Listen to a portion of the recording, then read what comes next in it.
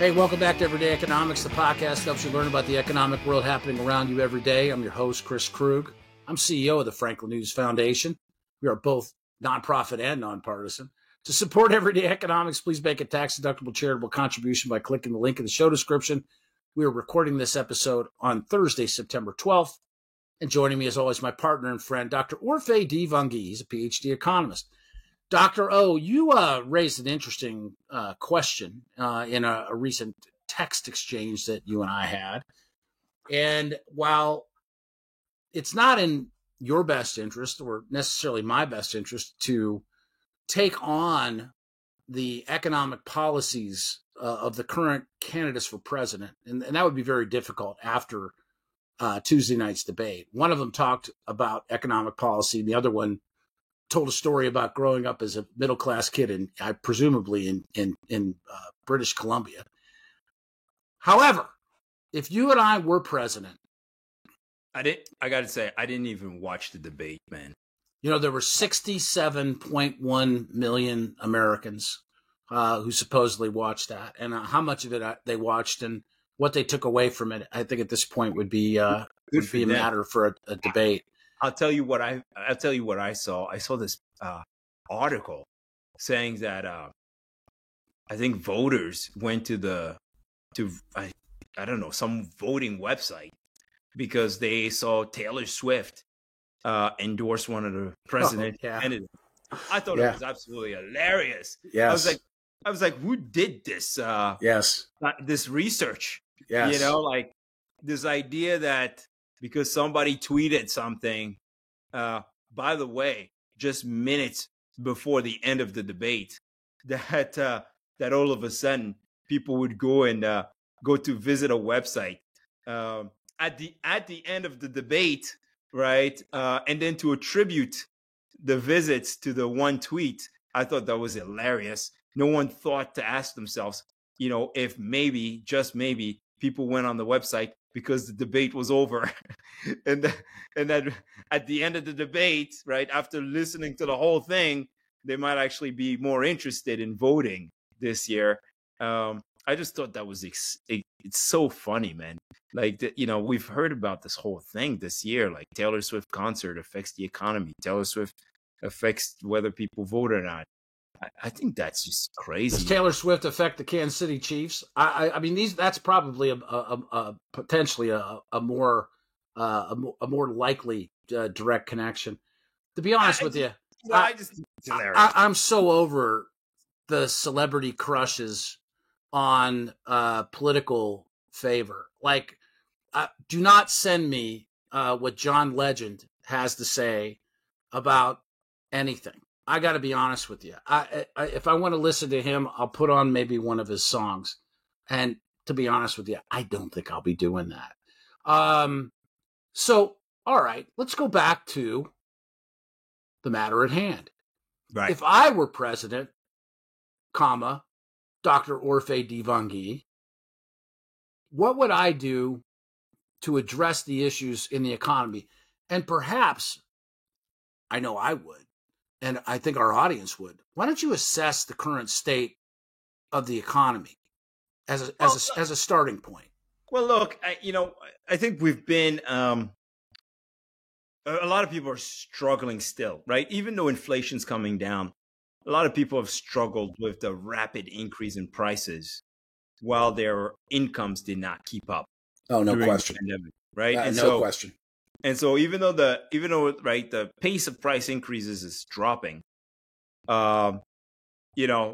wages are still so far behind. That's right. And they're catching up, but it's been a lot of pain. So many people have had to delay their dreams essentially because of the pain. The financial constraint. Oh yeah. So what I would want to do is kind of address the drivers of inflation. Go for it. In government and fiscal policy. Part of the reason inflation's been much more difficult to tame And part of the reason yields are not expected to fall back to where they were before the pandemic has a lot to do with fiscal policy and basically the spending, but also tax breaks that basically have caused budget deficits to balloon over the last few years. And so that is kind of what I would, part of my concern. Of course, it also means addressing entitlement spending, right? Everybody who pays attention to the stuff knows that entitlement spending is just growing and growing. Social Security is big issue. Yes. And so reforming Social Security is going to be a big issue. I look at Social Security as perhaps less of an entitlement, since I've been paying into it for 40 years now, right? Yeah, but the system doesn't work that way, right? It's not. Well, I know it doesn't work that way, but it should. It absolutely should. I mean, those contributions that I've made over time, had I not made them, I could have done something else with that money in a savings account. Heck, I could have even. Did you see that? I said, "Heck, your parents." Well, no, I mean, I could have just stuffed it under my mattress, and it would be worth exactly what it was. What I'd put in.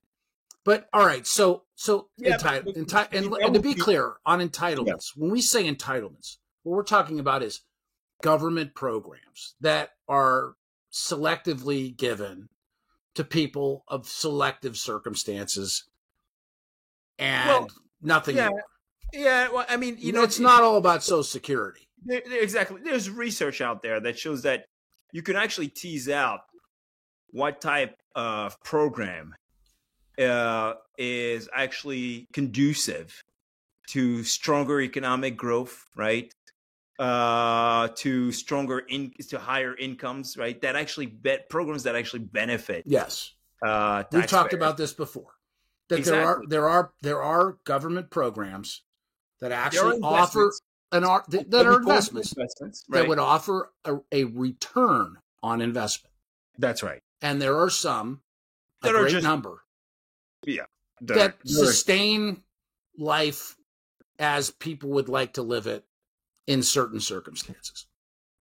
Yeah, I mean, there are programs that are just wasteful, right? Well, then there's that, right? And so that's what we got to look at, right? We got to all right reassess everything. But of course, it's very hard to do with a split Congress. It's also very hard to do. It's hard to do, period, because both parties seem to look like, at least on paper, when it comes to tax and spending, they look very similar. Unfortunately, maybe, and so perhaps to the uninitiated, but yeah, right. I mean, because they're parts of larger bills, oftentimes. So you're going to get a little bit of this, but you're going to get a lot of this, and a lot of this, maybe which you don't support that. So, all right. So we are at 8 minutes and 30 seconds. We're going to keep this to 10 minutes. I would focus on housing. You get 45 seconds. Housing. I would focus on housing. Housing is how we tame rent growth, and it's also a productive investment.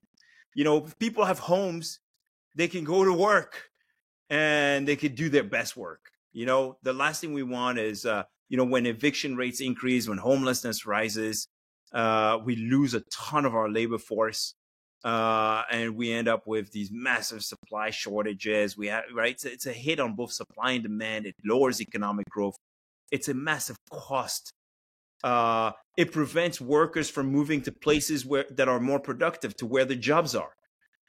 So I would focus a lot of effort on making housing more affordable, and that really comes from stimulating the supply side, deregulating. At the federal government, it's kind of tough, but they could provide the incentives for localities to deregulate as much as possible, to allow for more density and the construction of more housing. Okay, well, that's good. It was more than 45 seconds, but that was all good. So I'm going to take 45 seconds. Ready? Go for it. Here we go. I would not go full Javier Milei, and to the degree that he's doing what he's doing in Argentina. We're in a different position than Argentina is as a nation. Okay, but I think the idea of cutting the size of the federal government and being very thoughtful about the cuts that occur there, and then returning those tax dollars back to the states for the states to decide what to do in areas in particular like education. I think that would be a far more effective use of taxpayer dollars. In my opinion, far better. That our test scores in the United States since the establishment of the Department of Education and our ranking against the world in terms of our ability to educate children has gone down since the creation of the Department of Education. I think it's time to say that is not how this works, that federal standards for education are not necessary. The states are competent enough in 2024 to be able to make the decisions on their own. Some states are going to have to figure out a way how to finance education differently, but that can be worked on. That's an addressable problem. Other states just don't need the help and frankly would be far better off without the federal government involved. So if I had to pick one thing, that's where I would go. And we're going to call it good right there. I could go on, and you could too. Oh, you sound so passionate about education, man. I think it's the most important thing, beyond the stability of family, it's the most important thing that we can do for our children is to get them ready for the life that they want to lead and to have a better life than the life that we had. And I think that in particular, the Department of Education has not lived up to the expectation of that very specifically. So we could come back and we could talk about that some other time. I do thank you for your time. You know what I loved about this conversation? It was straight policy. And what we talked about were both parties have been kind of responsible for the ups and the downs that we've observed. And it would be nice to get back to talking about good economic policy, investing in the future, not just paying off voters. That's right. Thinking about outcomes. For Freddy Viviani, this has been Chris Krug. Subscribe to Everyday Economics and dozens of other high-quality podcasts at americastalking.com.